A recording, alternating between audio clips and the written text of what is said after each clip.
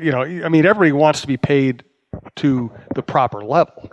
Yeah, and certainly I never made any veiled threats about anything involving Adam Thielen. I just said that it makes sense for both parties to get an extension done and bring him up to where he should be as a two-time Pro Bowler, and that they can do it and keep the cap number basically where it is by doing a long-term extension with a nice signing bonus. So, no, I never made any threats. So I would beg to differ on that one.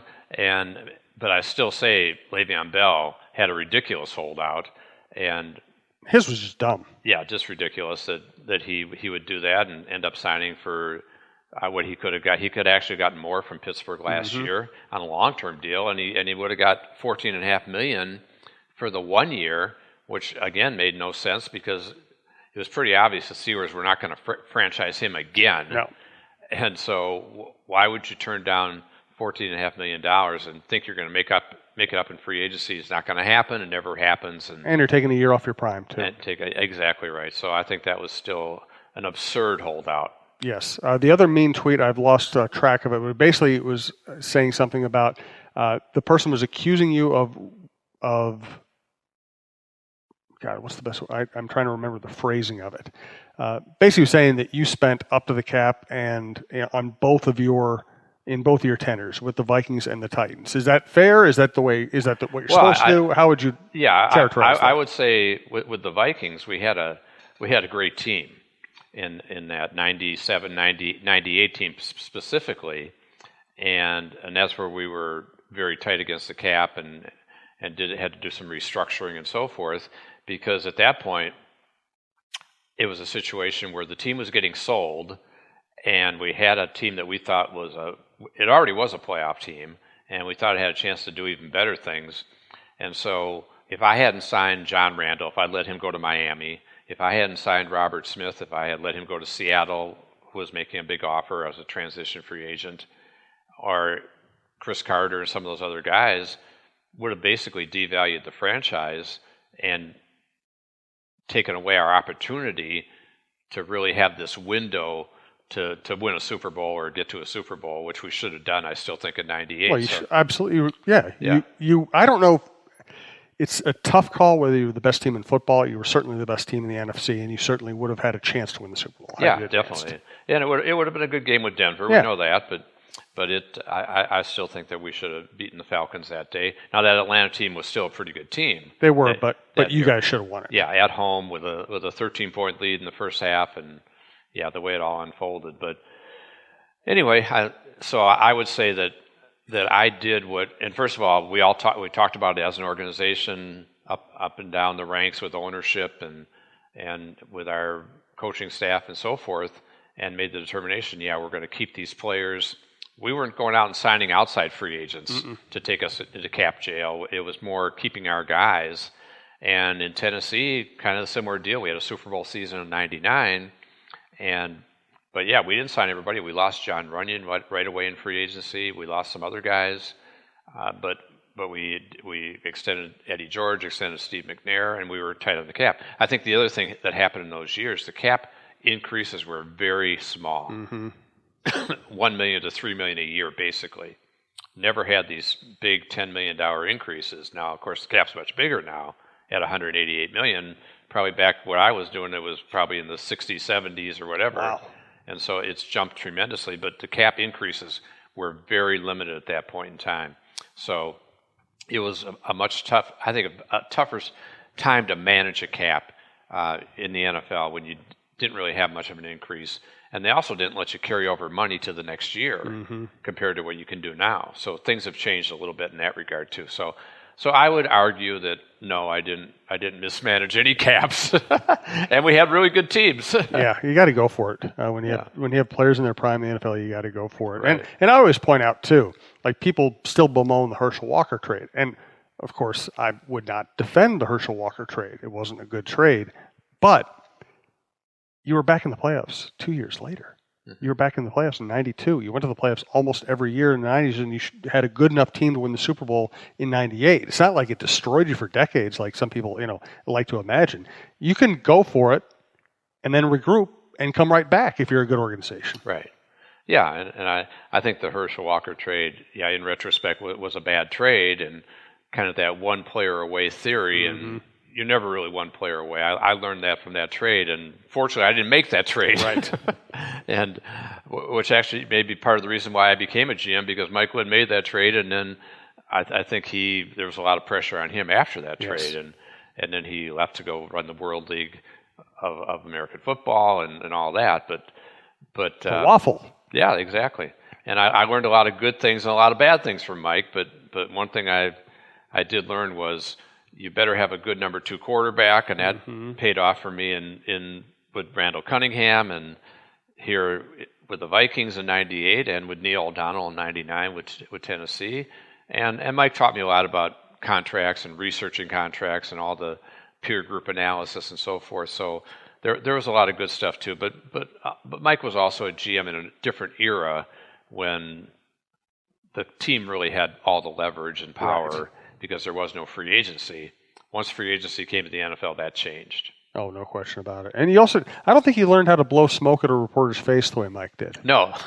He was good at that. Yeah, he was good. If he didn't like the question, you get a face full of smoke. That's exactly right. He was, reporters and agents. And agents, that's right. You walked into Mike's office, the ceiling was black with soot. You knew that he was smoking too much, unfortunately. What I liked about Mike, covering him as a beat writer, is he would reward you if you really put in the extra effort. I remember somebody tipped me that you guys were about to sign DJ Dozier, the running back from Penn State who also was playing baseball. And I just hung around the lobby forever. My family came up there like, what's wrong with you? Making sure you're alive. You know, this is back probably before cell phones were really popular. And eventually Mike came out and said, all right, you waited long enough. I'm giving you the story. It was awesome. Right, exactly. The other memory I have about that time, talking about that 98 team and why you went for it, Red McCombs buys the team with the intention, I had this on pretty good authority, with the intention of coming in, cleaning house, stripping it, and then selling it. And then he got there and he said, holy crap, this is a good team. Instead of stripping it and selling it, I'm going to give Dennis Green an extension. I'm going to go for it here. Right. And I think that's part of what happened, definitely, that Red, he definitely talked a good game and all that, but yeah, he saw that we had a very talented team that year. As it turned out, 15-1 we did. So what else intrigues you about the current Viking situation or the current free agent situation in general? Well, I think that we've talked about this Tier 2 free agency, and I think the Vikings added a couple pieces that they needed, bringing Dan Bailey, the kicker, back. And again, I think the cap had an impact there. They signed him for a $1 million deal plus another $1 million in incentives, but they didn't go after Stephen Gostkowski of New England or Matt Bryant of Atlanta, who were probably two of the more expensive kickers on the market. And I know Gostkowski has been a little more inconsistent the last year or so than he was in the past, but he's still a pretty good kicker. And so is Matt Bryant, was I think 20 out of 21 last year for Atlanta. Kicker. Yeah. And even at 44 years old. So, but I think Dan Bailey, with a year of prep and working with a center, working with a holder, I think he'll be even better. Sorry about that. I must have had I was doing some research. I must have clicked on a website that had one of those activated voices. I apologize. Back to you, Jeff. No sweat. So I think that Dan Bailey, I expect him to have an even better year this year. We're talking about a Pro Bowl kicker as recently as 2 years ago, and so I still think that's a good signing. I think it's good to have a veteran guy. They tried Carlson as a rookie last year. Didn't like how that panned out, obviously. And so I think that's a good signing. Abdullah did some nice things in the return game. We'll see if it spells the end of Marcus Sherrills, and Abdullah could be a backup running back to Dalvin Cook. And they still have a couple of the young guys, too, there, depending on some legal issues for Rock Thomas. But we'll see how that plays out, too. But I think Boone showed some good stuff at times. And the big thing is Dalvin Cook needs to stay healthy. Absolutely. And that's a really important thing for this football team. Absolutely. Thanks to BiteSquad.com.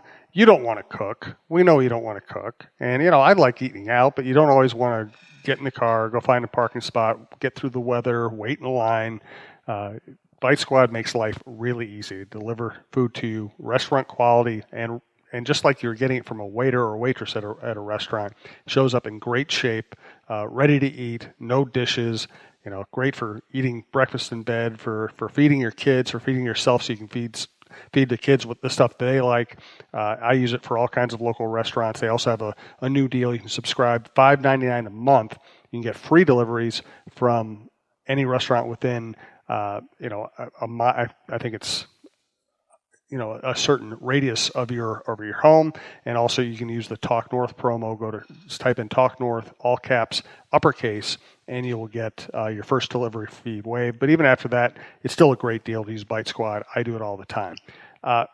Let's get a final thought from Jeff. It's going to be a fascinating couple of months here. We have the draft coming up. We know the Vikings have a lot of pressure on them to find an offensive lineman one way or another. So what's your final thought for today, Jeff? Well, I wrote this week in my sportingnews.com column about Dave Gettleman of the Giants. Yeah, great topic. And the heat that he's under in New York, and in terms of having traded Odell Beckham and let Olivier Vernon go, and just all the changes that have happened with the Giants, and that here's a GM who's under big time pressure, and talking about this draft to find perhaps a replacement long term for Eli Manning, whether it's Dwayne Haskins from Ohio State or Kyler Murray, if he lasts that long, and the Giants are at number 6, and now the pressure's on him too to find a potential wide receiver that could be a game breaker. They signed Golden Tate, they've got Sterling Shepard, but it could be Metcalf. There's some really top receivers in this draft potentially too. So yeah, I think the Dave Gettleman really interesting, and what I kind of talked about is the old saying in sports: it's a short distance from the penthouse to the outhouse. And Dave Gettleman was an NFL Executive of the Year in Carolina 4 years ago. A year later, he gets fired in Carolina, ends up at the Giants, and now he inherits a train wreck in New York at 3-13, and now all kinds of pressure there. So the Giants definitely a team to watch. And meanwhile, it's March Madness, Jim. Yep, we're talking here on a Wednesday. I'm about to drive to Des Moines to cover the Gophers, which will be a lot of fun. And the amazing thing is, Jeff, everybody's a marketer, right? Everybody's trying to get you to watch their stuff, to pay attention to them. The bracket is the ultimate marketing.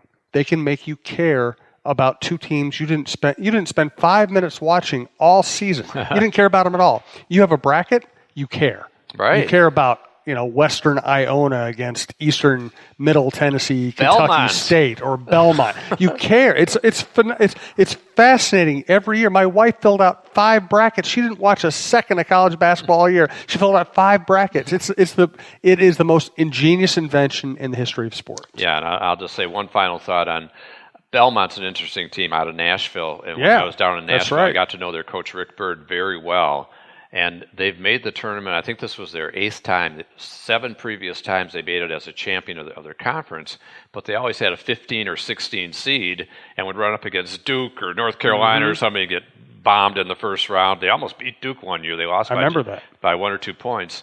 But this year, somehow they got into this 11-11 game against Temple, and they get a win last night. I was really happy for Rick, who I know, and going to send him a little congratulatory email. And so nice stuff there. They run into Maryland next round. I'm not sure that their run's going to last very much longer, but I think this Gopher-Louisville game is going to be very interesting. I think it's going to be fascinating. And, Louisville's the better team, probably the better athletes, and Matt Stockman being, dealing with concussion symptoms really does hurt the Gophers. They don't have much depth.